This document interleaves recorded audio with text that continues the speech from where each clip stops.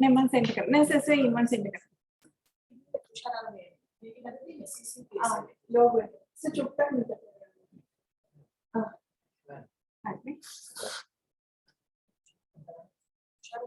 introduction का क्या है आपको लिया लेना होगा मोड़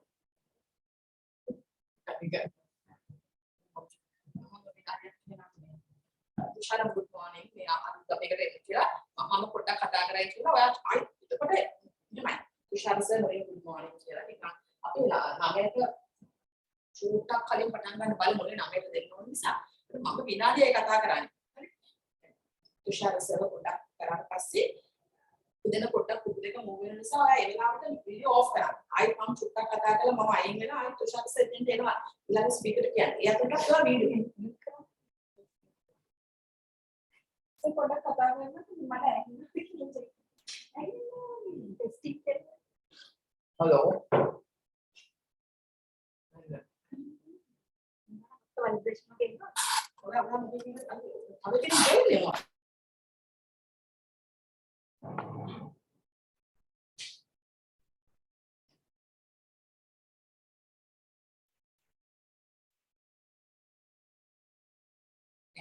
join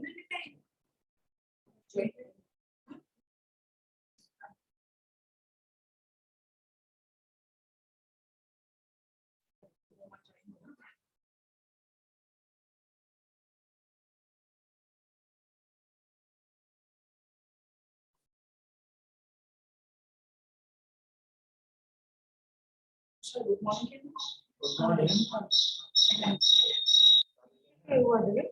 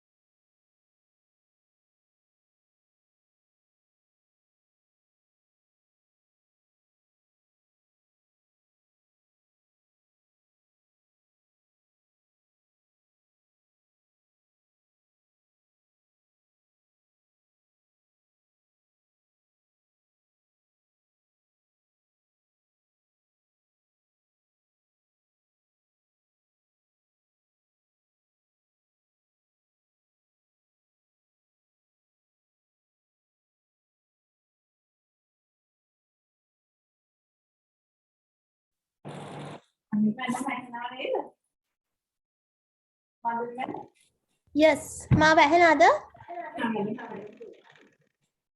clearද ඇහෙනවද Okay.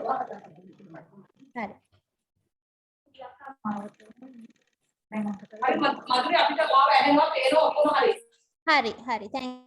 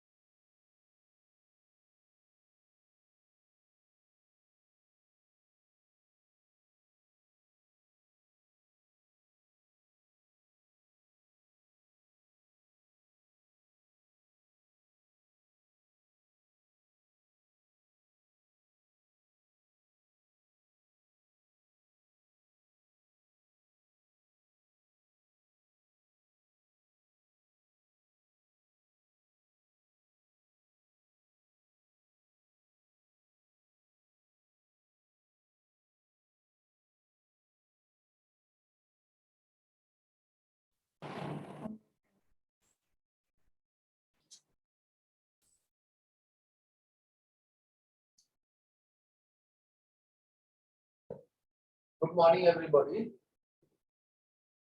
We welcome all of you to the Trainee Day academic session conducted by the College of Chemical Pathologists, Sri Lanka.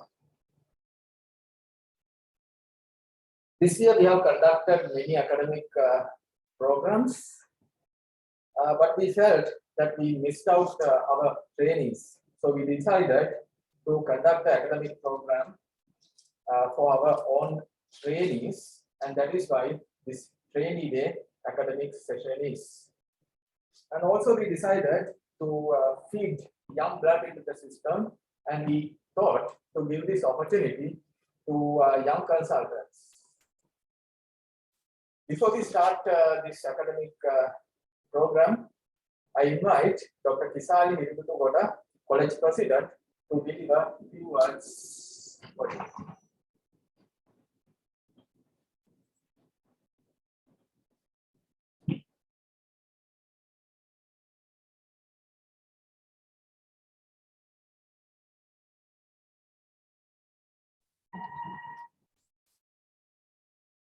Consultant chemical pathologist, postgraduate trainees, and all others with us today.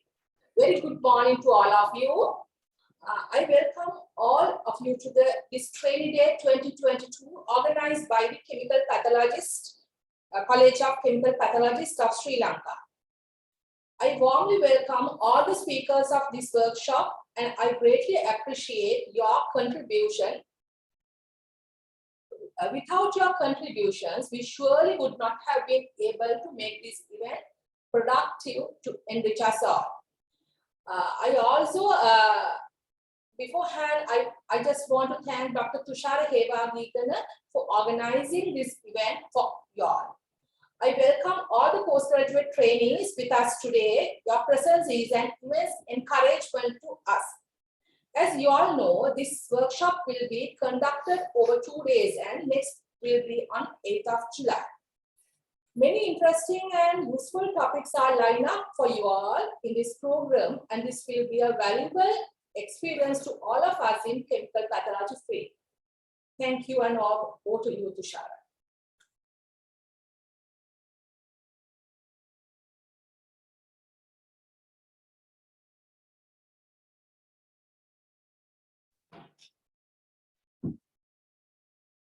Thank you, Kisali. Uniformity is a rare entity, and variation is much more common.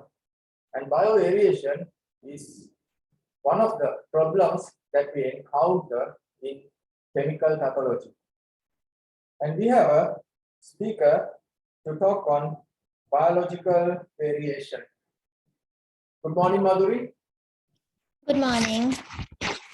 Dr. Maduri Vidanapathirana, consultant chemical pathologist and senior lecturer attached to University of Sri Vidanapathirana, is going to talk on biological variation. Over to you, Maduri. Thank you for the kind words of introduction. Just to make sure, can you see my slides? Maduri. Can you see the slides moving? Yes, it's moving. Right. So good morning. At the outset, I would like to take this opportunity to thank the College of Chemical Pathologists of Sri Lanka for inviting me to speak at the Trainee Day workshop on biological variation. So in the next 25 minutes, I will take you through the types of biological variations, how to generate or find data on random biological variation, and appreciate how to use the data in laboratory medicine, assessing the significance of changes in serial results from an individual, deciding the utility of conventional population-based reference values, and how to use this data in setting quality specifications.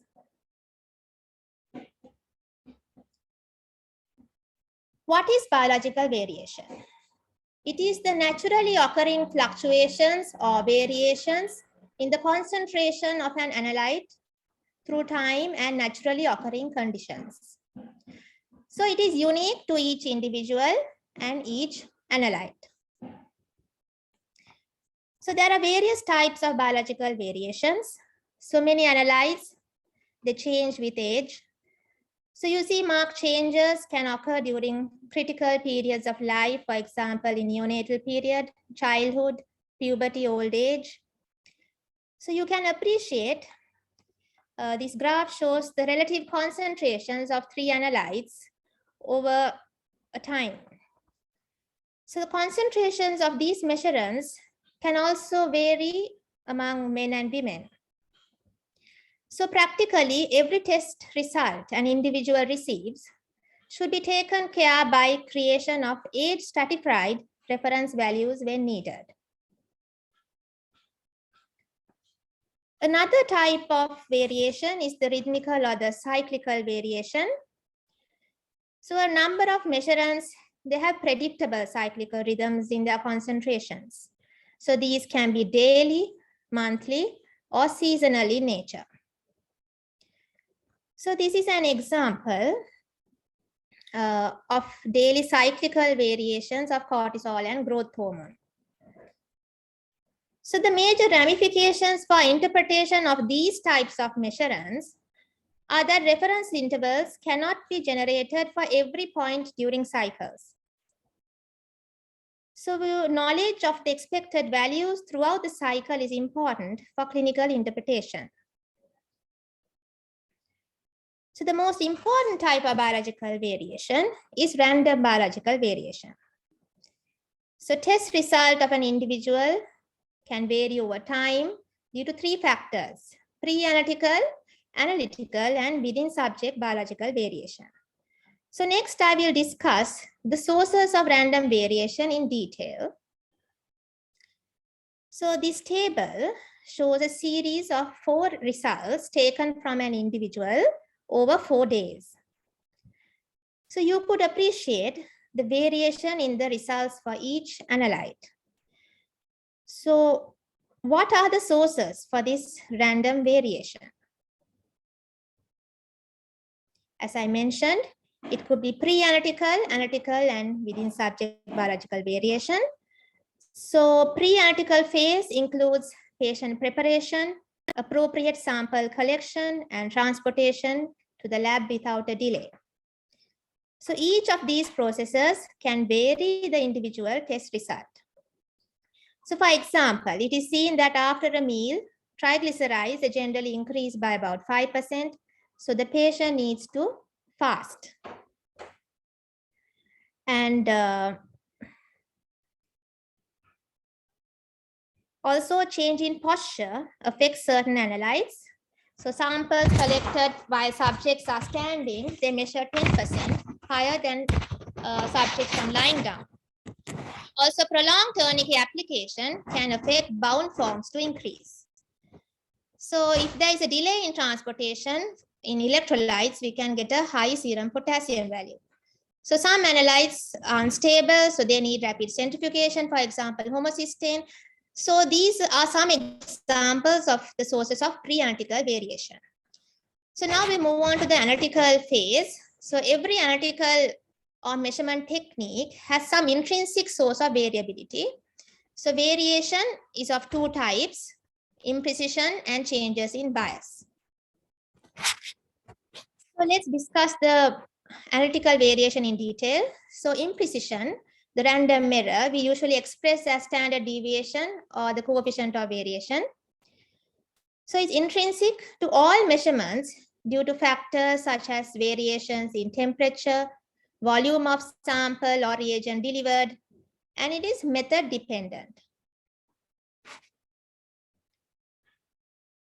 Bias is a systematic error. It's due to calibration and other constant sources of error. So constant bias does not affect results over time. They may all be low or all be high due to bias. But changes in bias, most importantly on recalibration of methods, is a source of variation in serial results. So coming on to within subject biological variation. So this chart shows 4 specimens taken from 4 individuals at daily intervals. and the serum sodium activity is examined. So you all can see it's evident that the results for each individual vary from day to day. So the mean value of these results in an individual is termed the homeostatic setting point. So the average variation within each individual is the within subject biological variation. And variation among the homeostatic setting points of individuals is termed the between subject biological variation.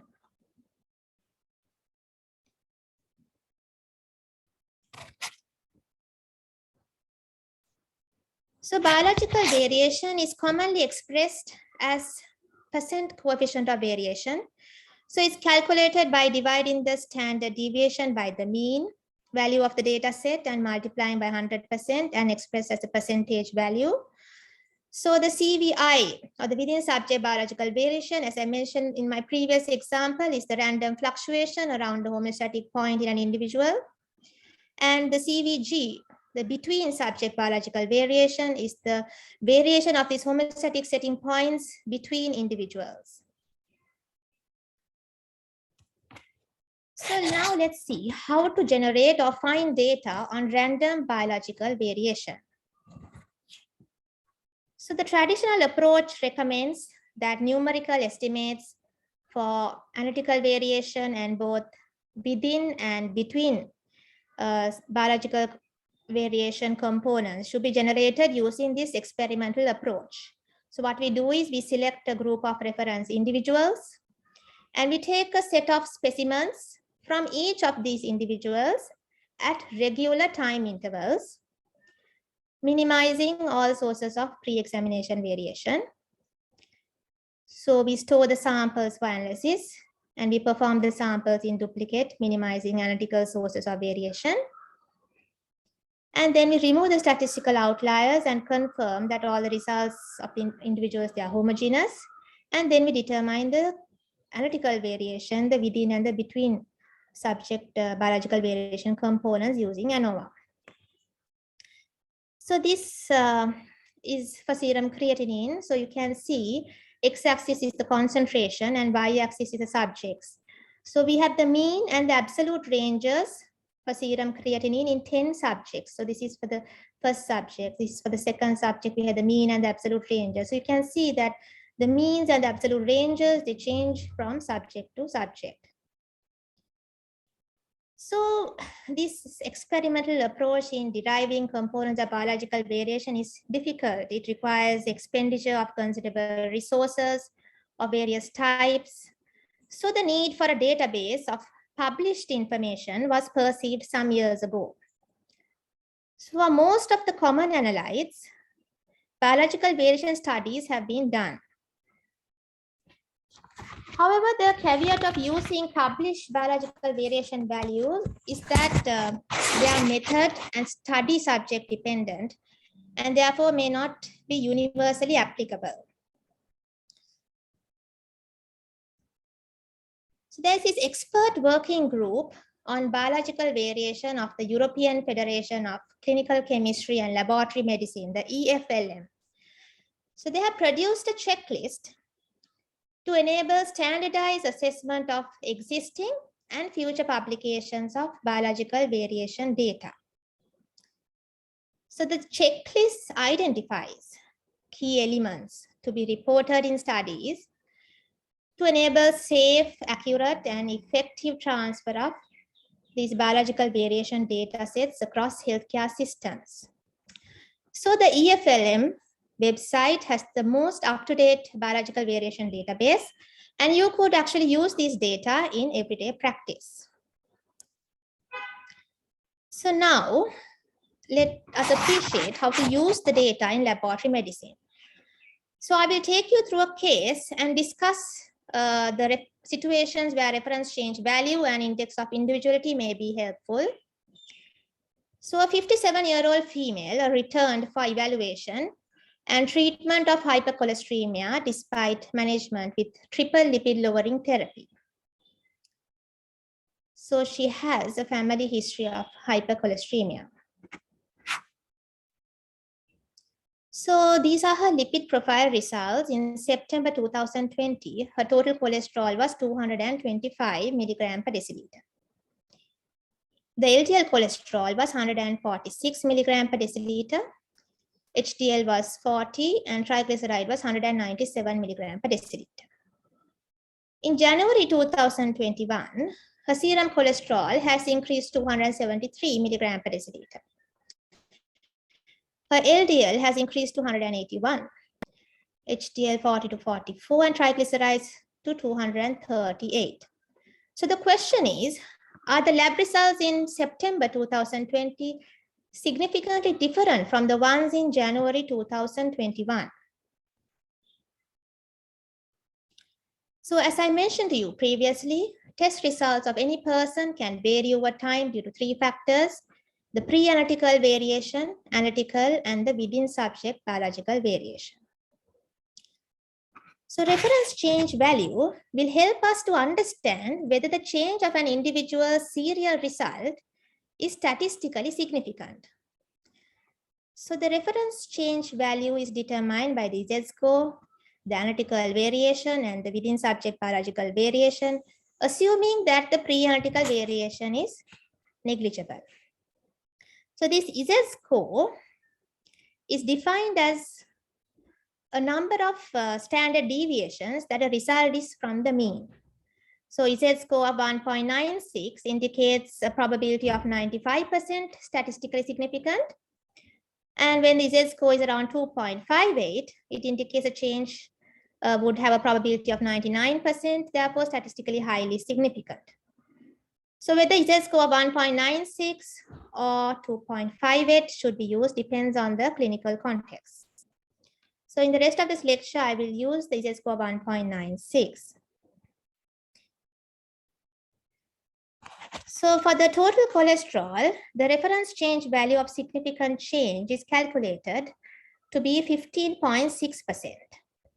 So using the analytical variation of 2% and the within subject variation of 5.3%. So this within subject variation of total cholesterol is taken from the EFLM website. So the actual change of total cholesterol was calculated to be 21.3%. So you can see that the actual change was larger than the reference change value of significant change. So therefore, the change of total cholesterol from 225 to 273 milligram per deciliter was significant.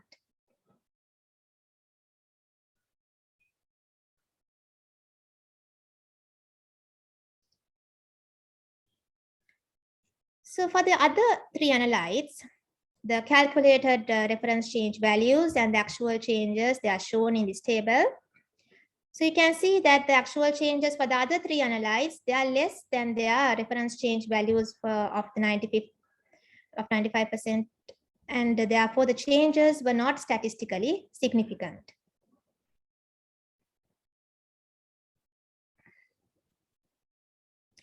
So in an effort to decrease this patient's cholesterol, niacin was added.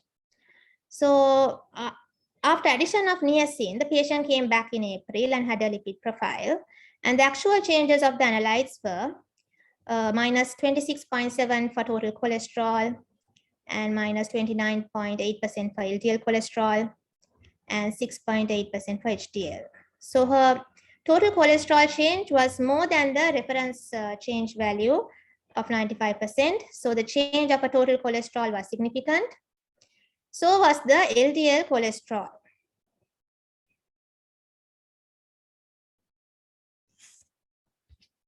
So laboratories can calculate the relevant reference change values by using the analytical variation derived from their own internal quality control programs. So using data close to clinical decision-making concentrations or activities, along with the within subject biological variation estimates from publications cited is the most up-to-date database. So the reference change value is commonly calculated assuming that the within subject biological variation for both the examinations is identical. So since starting niacin, the patient developed gout for the first time in her life. So her uric acid was 5.3 milligram per deciliter in May 2021. So the reference interval for uric acid is 2.4 to 6.4 milligram per deciliter. So given that this patient was diagnosed to have gout, why was her uric acid level, a surrogate marker for gout, still within the reference interval?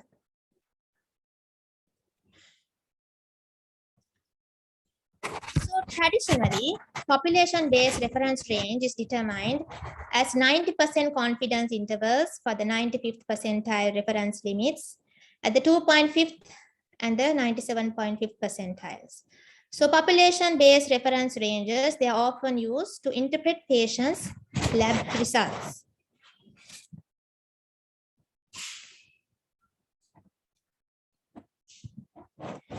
So there's a comparison of the population-based reference ranges and individual range usually show two distinctive patterns. So this is in pattern A.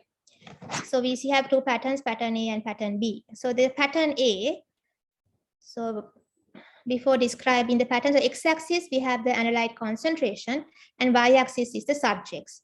So the analyte concentration, we have the lower reference limit and the upper reference limit. So let's take pattern A. So you can appreciate that the within subject variation is larger than the between subject variation. You can see that the within subject variation is larger than the between subject variation.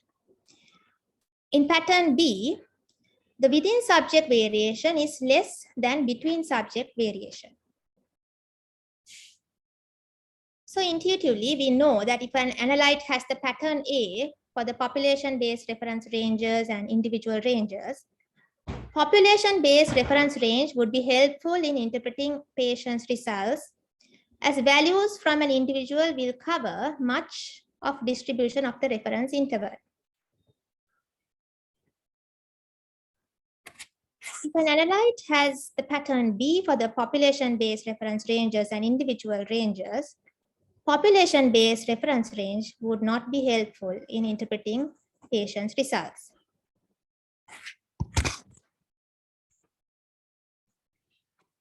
So the index of individuality calculates the ratio of the within subject variation to between subject biological variation.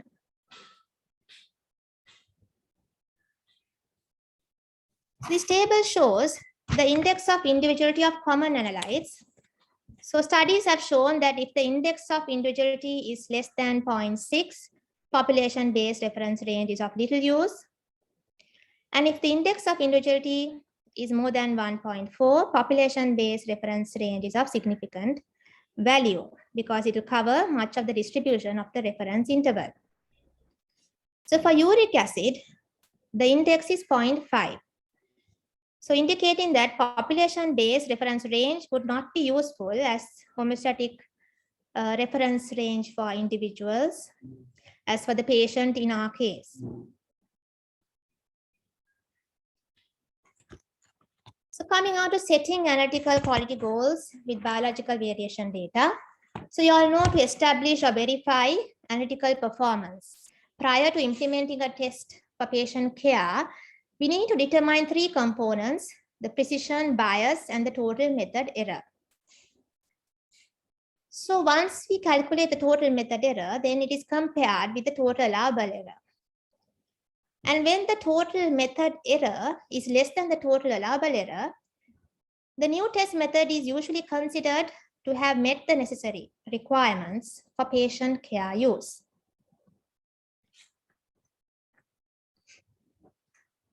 So now let's see how biological variation data is used to calculate the total allowable error. So we can use this formula where we need to know imprecision goal percent and the bias goal percentage. So to calculate this, calculate the imprecision goal percent, two key pieces of information that are required. The published within subject biological variation data is one, and the performance goal for imprecision that the lab wants to achieve. So there are three performance goals in which the lab can choose from: minimum, desirable, optimum. So we can use this and calculate the imprecision. Then the bias goal percentage, to calculate this, we need published within and between subject biological variation data and the performance goal for imprecision that the lab wants to achieve, whether it's optimal, desirable, or minimal. And then we can substitute the imprecision and the bias values and calculate the total allowable error. And 1.65 multiplier is the one-sided 95% probability level. And if setting the total allowable error limit to 99%, 2.33 will be used as the multiplying factor. So let's take alanine aminotransferase as an example. So the within subject and the between subject biological variation estimates for ALT, they are based on 14 publications. So to get the desirable imprecision, as I mentioned to you previously in this, we use this formula. So the desirable MRT level, we get 0.5. So 0.5 into the within subject biological variation is 4.8. And we can calculate the bias goal using the desirable limit 0.25 and using the within and the between subject biological variation data. And then we can substitute these values and calculate the total allowable error. So what I want to tell you is that we can use this biological variation data in setting quality goals. So Callum Fraser is a leading expert in the field of biological variation. So I encourage our trainees to read this American Association of Clinical Chemistry publication on biological variation from principles to practice. It gives a very simple and a comprehensive overview of biological variation. So I come to the end of my presentation and I'm happy to take any questions if you have. Thank you.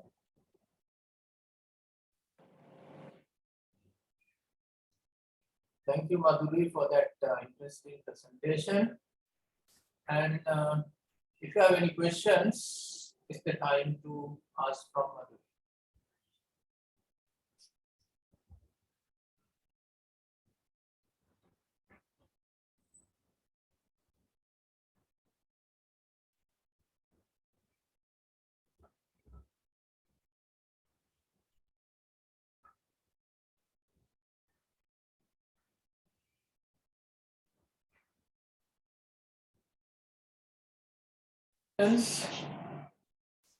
Thank you, Maduri, for that presentation. Since there are no questions, we'll move to the next presentation. Thank you.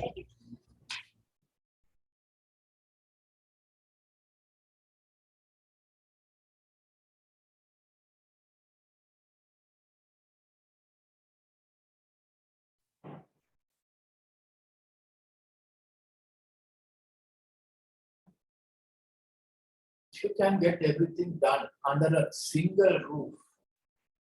Think how convenient your life would be. And your laboratory tests are also like that. If you can get everything done from the place where the patient is admitted, see how convenient the things would be. And that is the principle of POCT. And we have a speaker to speak on point of care devices. Good morning, Sakuntala.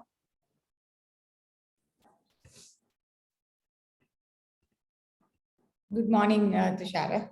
Good morning. Dr. Sakuntala Jayasinghe, consultant chemical pathologist and senior lecturer attached to the Faculty of Medicine, University of Peradeniya, is going to talk on benefits and management of point of care devices. Over to you, Sakuntala. Thank you, Tushara. Let me share my screen.